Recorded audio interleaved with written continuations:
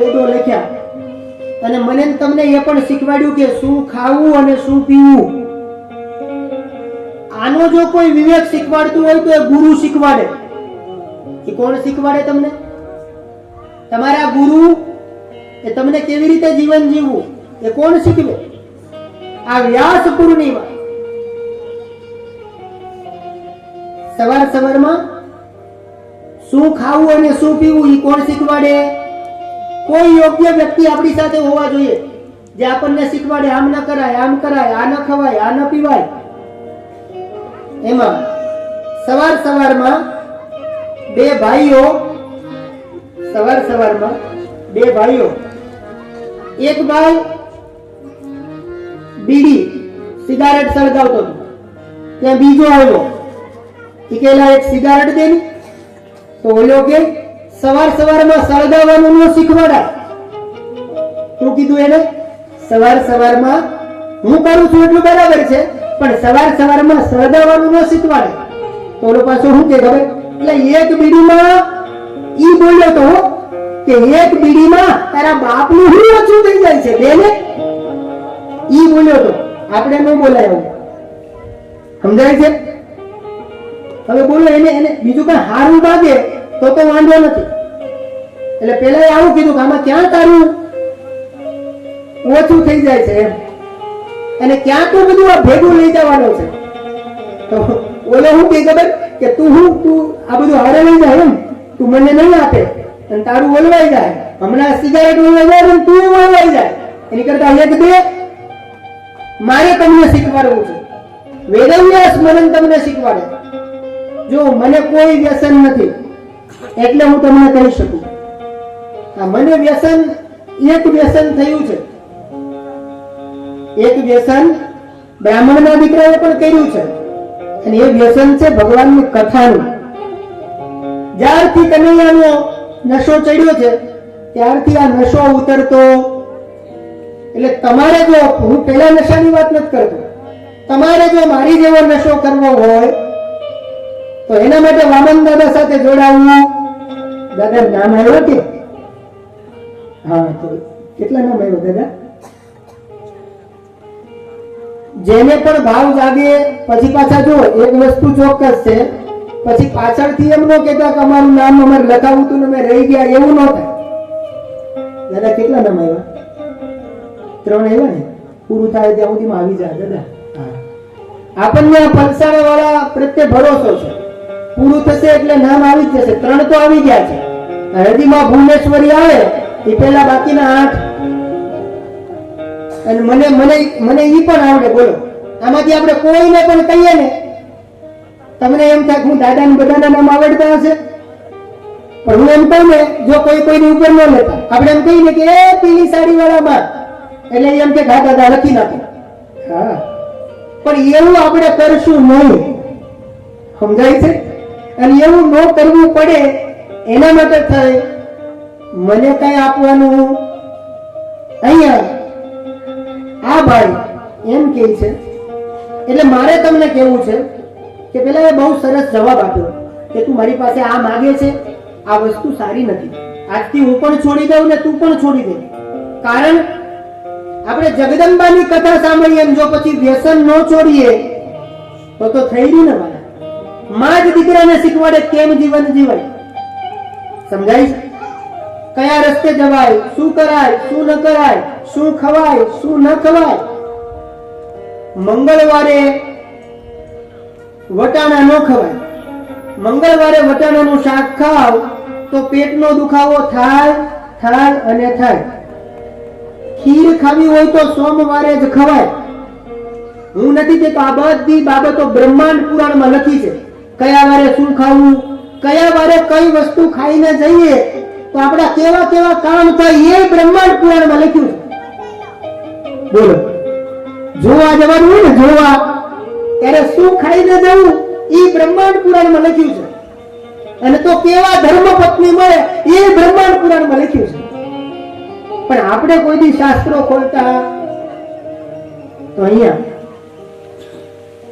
સુખ નથી. મોટી 5 સ્ટાર હોટલમાં તમે બધા જતા હશો, એક દિવસ જવાનું બંધ રાખી અને મેં કીધું ને એમાં સુખ નથી 5 સ્ટાર મોટી મોટી હોટલમાં, સુખ નથી સિગારેટના ખોખામાં, સુખ નથી મોટી મોટી 5 સ્ટાર હોટલમાં, સુખ નથી સિગારેટના ખોખામાં, સુખ નથી દેહરાદૂન ચોખામાં, સુખ નથી દેહરાદૂન ચોખામાં, સુખ નથી છીપડીની ડબ્બીમાં, પણ સાચું સુખ છે મારા માં અંબે માની છબીમાં.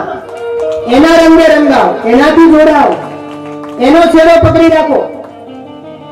સુખ નથી 5 સ્ટાર હોટલમાં, સુખ નથી સિગારેટના ખોખામાં, સુખ નથી દેહરાદૂન ચોખામાં, સુખ નથી છીપડીની ડબ્બીમાં, પણ સાચું સુખ છે માં અંબાની છબીમાં. જો એના રંગે રંગાવતો તો અહીંયા એક દાદા મરણ પથારીએ સૂતા હતા. ધ્યાન આપજો, એક નાની અમથી વાત કરું. એક દાદા મરણ પથારીએ સૂતા હતા, પણ જીવ જતો એટલે ત્યાં દાદાએ કીધું જીવ જાય નહીં, બધા અલગ અલગ પ્રયાસો કરે. એમાં કોઈ આવીને કીધું કે ભાઈ દાદાને કઈ જોઈતું હોય, કઈ ખાવું હોય તો આપણે એમને લાવી દઈએ. તો દાદાનો જીવ, અને જ્યાં પૂછ્યું કે દાદા તમારે શું ખાવું છે, તો દાદા કહે તુલસી, તુલસી લાવો તુલસી. અને છોકરા રાજી થઈ ગયા કે આપણું તો મફતમાં કામ થઈ જાય. એટલે છોકરાઓ આંગણામાં તુલસીમાં હતા ને ત્યાંથી તુલસીના પાન તોડી અને દાદાની સામે આપ્યા કે લ્યો દાદા તુલસી. અને જ્યાં દાદા તો આને માણેકચંદ તુલસી બોલો. એને માણેકચંદ, એને હુંતા હુંતા માણેકચંદ સાંભળે છે. એને આ મહામાયા નથી યાદ આવતા, એને ત્યાં માણેકચંદ લાવી દે. માણેકચંદ સમજાય છે. સુખ નથી 5 સ્ટાર હોટલમાં, સુખ સાચું સુખ હોય તો એ માં અંબાની છબીમાં. સમજાય તો અહીંયા વેદવ્યાસજી મહારાજનો પ્રાદુર્ભાવ થયો. ગુરુ પૂનમ આપણે વર્ષોથી પ્રેમથી મનાવીએ છીએ, વાલા આનંદભેર મનાવીએ છીએ. તમારો રાસ બાકી છે મને ખબર છે, પણ આપણે રાસ ક્યારે કરવાનો છે? આજે ભુવનેશ્વરીમાં આવે ને ત્યારે, માતાજી આવે ને આપણી વચ્ચે ત્યારે આપણે રાસ કરવાનો છે. એટલે ત્યારે રાસે કરવાનો, ભુવનેશ્વરી માના દર્શન પણ કરવાના, અને પછી મહાપ્રસાદ તરફ આગળ વધવાનું. આજે મેં સમજીને તમારો રાસ બાકી, કેમ કે જો વચ્ચે રાસ કરાવડાવું એની કરતા મેં કીધું કદી કથા થાય, અને છેલ્લે માતાજી આવે ત્યારે તો પાછો રાસ કરવો જ પડે. એટલે ત્યારે મેં કીધું આપણે બંને ભેગા ભેગ. એટલે મને ખ્યાલ છે તમારા પગ સામે જોવું એટલે મને એ ખબર પડે, પણ શું થાય તો પછી બધું ભેગું કરવું. એટલા માટે વ્યાસ અને સમાસ કથાની 2 પદ્ધતિ છે. વ્યાસ પદ્ધતિ પણ હોય અને સમાસ પદ્ધતિ પણ હોય. પણ ખરેખર આ નારાયણભાઈ નું આટલું સરસ આયોજન છે ને, એટલે ખરેખર અહીંયા કથા કરવાની મજા આવે છે, આનંદ આવે છે. અહીંયા બેઠા પછી સમય ક્યાં જતો રહે છે એની ખરેખર ખબર રહેતી. એકવાર જોરદાર તાળીઓથી અમારા નારાયણભાઈને વધાવો. આવા આયોજકો મળે ને બધા તો તમને એમ બોલવાની મજા આવે, આનંદ આવે. આપણને એમ થાય કે આપણું દૂધ દોણામાં જાય છે, આપણું બધું આમ ઠેકાણે જાય છે. હા, એમાં કોઈ બેમત નથી. અને એમાં પલસાણા વાળા શ્રોતા, એ તો જે નસીબદાર હોય એને આવા શ્રોતા મળે. દાદાને કેવું ન પડે કે 8 ઘટે છે, એ આવી જ જાય 8 વગર બોલે 8 આવી જાય. બોલો, ભુવનેશ્વરીમાં આવે પેલા 8 નામ, અને આપણને ભરોસો છે કે પલસાણા વાળાને કેવું પડશે. આ બાજુ વેદવ્યાસજી મહારાજ કેવા લાગ્યા કે વૃક્ષોની અંદર વિશ્વભરનો વાસ છે, આમ કરીશ. અને 18 પુરાણોની રચના, મહાભારત આદિ શાસ્ત્રોની રચના, આ વાત બતાવી. અને ત્યારબાદ ઋષિ મુનિઓએ પ્રશ્ન કર્યા છે કે આ શંતનુ રાજા, તમે જેમ કીધું કે એક વિવાહ એમના સત્યવતી સાથે થયા, તો હવે ગંગાજી સાથે એમના વિવાહ ક્યારે થયા હતા એ કથા અમને બતાવો. આ કથા બહુ પ્રચલિત છે, આપણે જાણીએ છીએ. ગંગાજીના 2 સ્વરૂપ છે, એક જળ સ્વરૂપે અને એક જગદંબા એટલે દેવી સ્વરૂપે. અને પછી આ શાંતનુ રાજા, આપણે કથા જાણીએ છીએ કે આ ગંગાજી પેલા સ્વર્ગની અંદર હતા. ક્યાં હતા? અને સ્વર્ગની અંદરથી આ ગંગાજી એ 8 વસુઓનું કલ્યાણ કરવા માટે આ ધરતી પર આવ્યા હતા. એમાં સૌથી મોટા હતા દેવ નામના વસુ, એ આગળ જતા ભીષ્મ બને છે. મહાભારત જોયું હોય તો જેવા પુત્ર આવે એટલે તરત ગંગાજીમાં બહાવી દે, જેવો પુત્ર આવે એટલે તરત ગંગાજીમાં. ઈ જે પુત્રો હતા એના કલ્યાણ માટે અષ્ટવસુઓ, જેને વશિષ્ઠનો શ્રાપ હતો, એના કારણે ગંગાજી આ ધરતી ઉપર આવ્યા, આ કથા બતાવી. અને ત્યારબાદ શાંતનુ સાથે ગંગાજીના વિવાહ થાય છે. અને એના કારણે ગંગાજી કીધેલું કે જ્યાં સુધી તમે મને રોકશો ને ત્યારે હું તમને છોડીને જતી રહીશ. એટલે 8 પુત્ર એને ગંગામાં વહાવી દે છે. પણ સૌથી મોટા પુત્ર હતા ને એને આ ધરતી ઉપર વધારે રહેવું પડશે. એટલે પછી એ દીકરાનું નામ પડ્યું પેલા દેવવ્રત. આગળ જતા એ દેવવ્રતે ભીષણ પ્રતિજ્ઞા કરી, દાક્ષરાજ ભીમર એની આ કન્યા શાંતનુના વિવાહ સત્યવતી સાથે એને વિવાહ કરવા હતા. દાક્ષરાજ ભીમર ના પાડે છે. આ બાજુ દેવવ્રત ત્યાં જાય છે અને એને કહે છે કે તમે શા માટે ના પાડો છો? વિચાર કરો, આ દુનિયામાં પિતા તો પુત્રનું માગું લઈને જાય, પણ આ દુનિયામાં એક દીકરો એવા મહાન પ્રતાપી થયા કે દીકરો એના બાપનું માગું લઈને જાય. એ છે દાદા ભીષ્મ. પેલા નામ હતું દેવવ્રત અને ભીષ્મ નામ એટલા માટે જ પડ્યું એનું. અને દાક્ષરાજ એની આગળ શરત રાખે છે કે હું તમારા પિતા સાથે મારી દીકરી તો પરણાવું, મને ના નથી, પણ કાલ સવારે તમે લગ્ન કરો. તમે એમ કહો ભાઈ હું ગાદીએ નહીં બેસું. દાક્ષરાજ ભીમર ત્યાં શરત રાખે છે કે હું લગ્ન કરાવું, પણ મારી દીકરીનો દીકરો એ રાજ્ય ગાદી સંભાળે. તો દેવવ્રત કેવા લાગ્યા, કઈ વાંધો નહીં, મારો ભાઈ છે, મને એમાં કોઈ વાંધો. પણ ત્યારે દાક્ષરાજે બીજી શરત રાખી, માની લો કાલ સવારે તમે લગ્ન કરો અને તમારે ત્યાં દીકરો થાય અને એ દીકરો કદાચ આની પર ચડાઈ કરે તો. એટલા માટે ભીષ્મ દાદાએ પોતાના 2 હાથ ઊંચા કરી અને એ દાક્ષરાજની સામે કીધું કે નદાર સંગ્રહ નું ન કરિષ્યામિ હિ સર્વતા સત્યમ મે વચનમ તાતા મયા ભીષ્મ વ્રતમ કૃતમ. ભીષ્મ વ્રતમ કૃતમ એટલે એને શરત રાખી કે હે દાક્ષરાજ, જાઓ, હું આજથી પ્રતિજ્ઞા લઉં છું કે હું આજીવન બ્રહ્મચારી રહીશ, હું આજીવન વિવાહ નહીં કરું. અને દેવતાઓ એના પર પુષ્પની વૃષ્ટિ કરી અને નામ પડ્યું ભીષ્મ. તો આ ભીષ્મ દાદા એની કથા બતાવી. ત્યારબાદ આગળ જતા બીજા સ્કંદના અંતે ધૃતરાષ્ટ્ર, વિદુર અને પાંડુ, જેનો આપણે જન્મની કથા તો જોઈ ગયા, જેની આપણે વાત તો સાંભળી. હવે આ ધૃતરાષ્ટ્ર એના 2 વિવાહ થયા. પહેલા વિવાહ ગાંધાર દેશની રાજા, ગાંધાર દેશનો રાજા જેનું નામ હતું સુબલ, એ સુબલની દીકરી ગાંધારી સાથે આ ધૃતરાષ્ટ્રના વિવાહ થયા. એનાથી દુર્યોધન આદિ 100 દીકરાઓ થયા અને એક પુત્રી થઈ જેનું નામ હતું દુશ્શલા. આ ધૃતરાષ્ટ્રના બીજા વિવાહ થયા.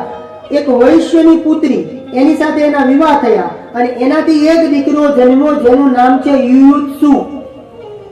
કુંતાજીએ કર્ણને એક પેટીમાં રાખે છે અને ગંગા નદીમાં બહાવી દે છે. એટલે એનાથી કર્ણ થયો અને ધર્મરાજાનું સ્મરણ કર્યું. એનાથી ધર્માત્મા યુધિષ્ઠિર ચિંતન કર્યું તો અશ્વિનો કુમારો આવી અને એના કાનની અંદર મંત્રો બોલ્યા. એટલા માટે 2 દીકરાઓ નકુલ અને આ દુનિયામાં પહેલું આઈવીએફ, અત્યારે જે સંતાન માટે આપણે જે આઈવીએફ કરાવીએ ને, આઈવીએફ આનું સંશોધન મહાભારતમાંથી થયું છે.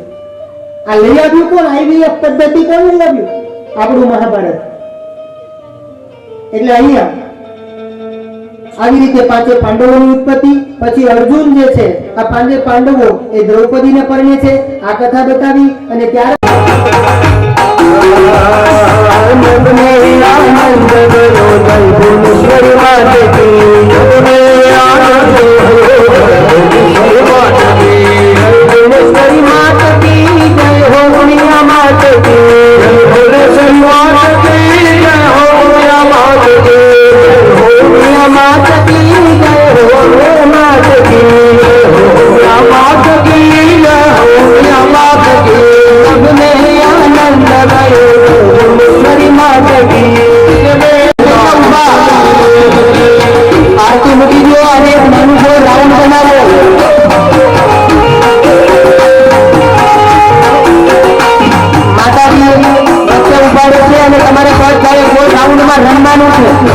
માતાજી આવે એટલે આપણે ઉત્સવ કરવો પડે.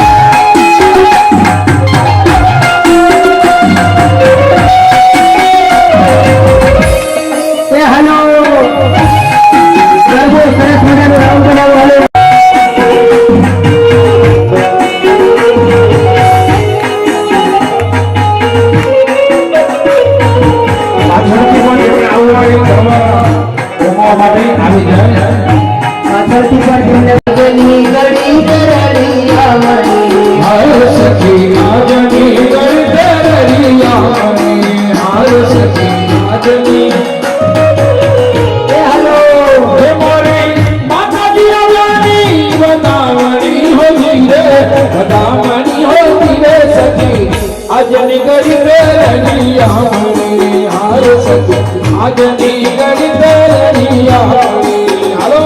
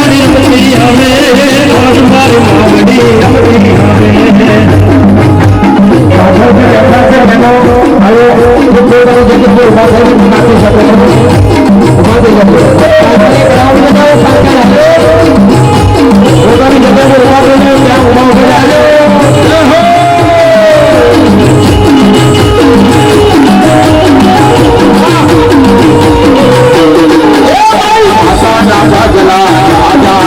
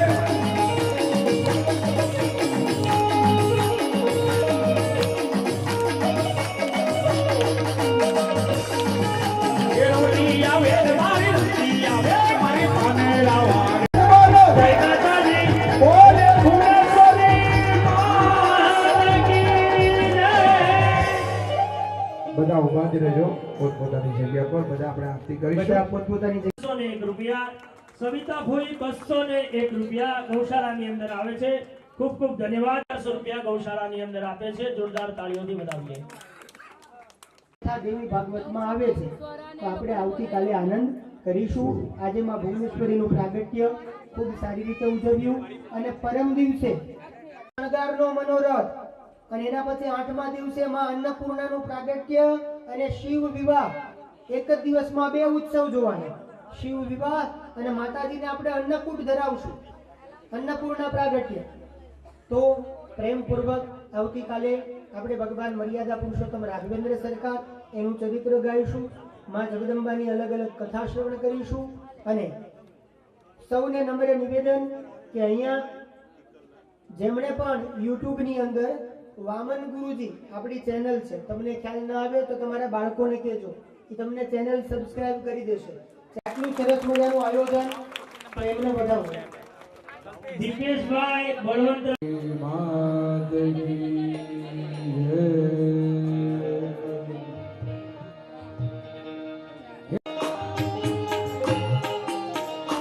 અંબા માતની રે ભુવનેશ્વરી માતની રે અંબા, હે અંબા માતની રે ભુવનેશ્વરી માતની રે ભુવનેશ્વરી માતની રે. હે મંગલ આરતી ઉતારું અમે માતની રે.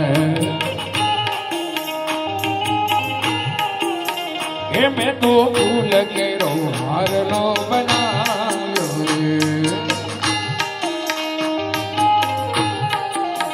હે મારા માતાજીને હારલો પહેરાવ્યો રે. હે મારા માતાજીને હારલો પહેરાવ્યો રે. હે મંગલ આરતી ઉતાર અંબે માતની રે.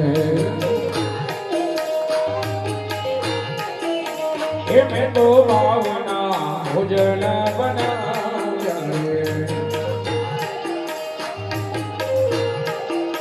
હે મારા માતાજીને પ્રેમથી જમાડ્યા રે.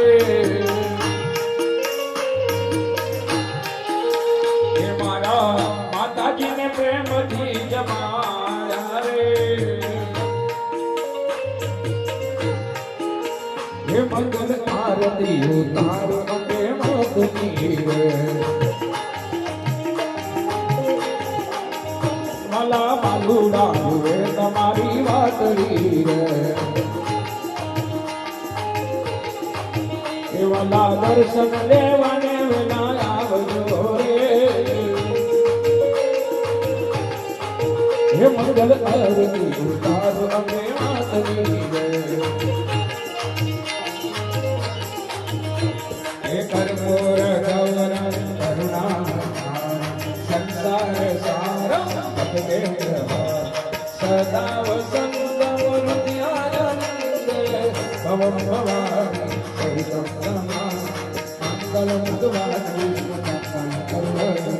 મંગલમ હરિકાંચમ સર્વ મંગલ મંગલ્યે શિવે સર્વાર્થ સાધિકે શરણે ત્રંબકે ગૌરી નારાયણી નમસ્તે નારાયણી નમસ્તે નારાયણી નમઃ.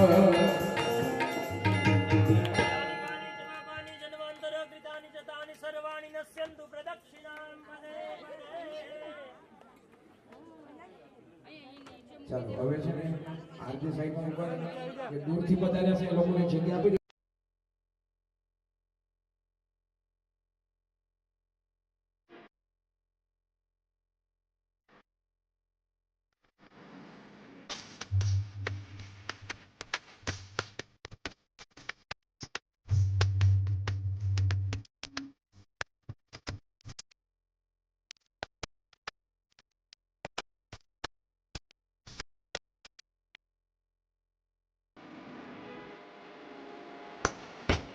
जयति जय भुवनेश्वरी मैया जयति जय भुवनेश्वरी,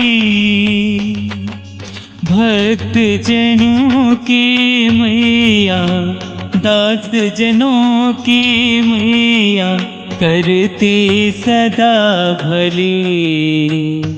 ओम जयति जय भुवनेश्वरी।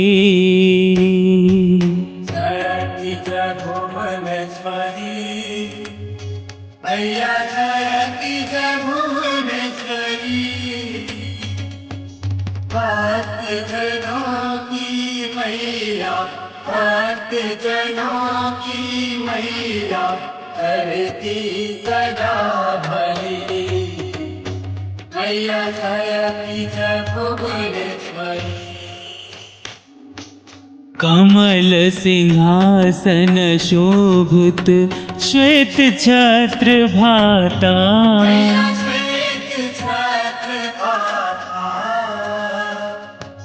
रिद्धि सिद्धि कर सेवा,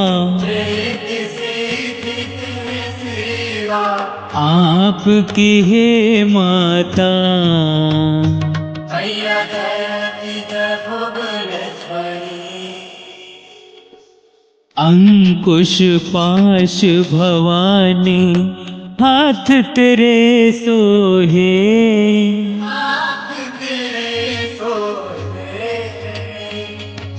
रूप स्वरूप सौम्य अति, मन को है मोहे। मैया जयति जय भुवनेश्वरी। सात करोड़ मंत्र माँ, साधना तेरी करते,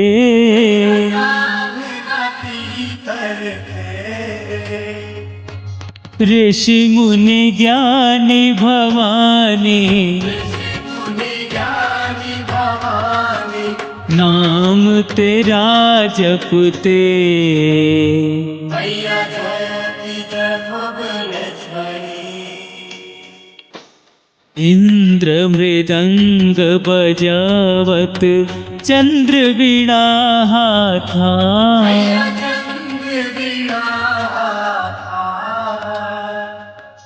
महिमा अमित तुम्हारी, नारद ऋषि गाता। मैया जयति जय भुवनेश्वरी। ब्रह्म रूप वरदानी, शिवमय हो माता।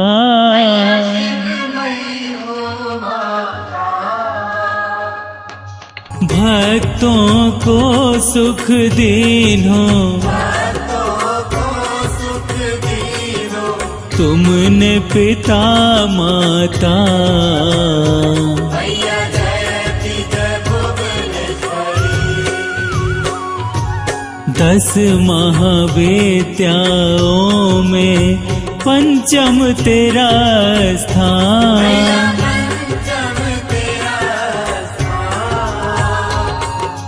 हे शक्ति अवतारी,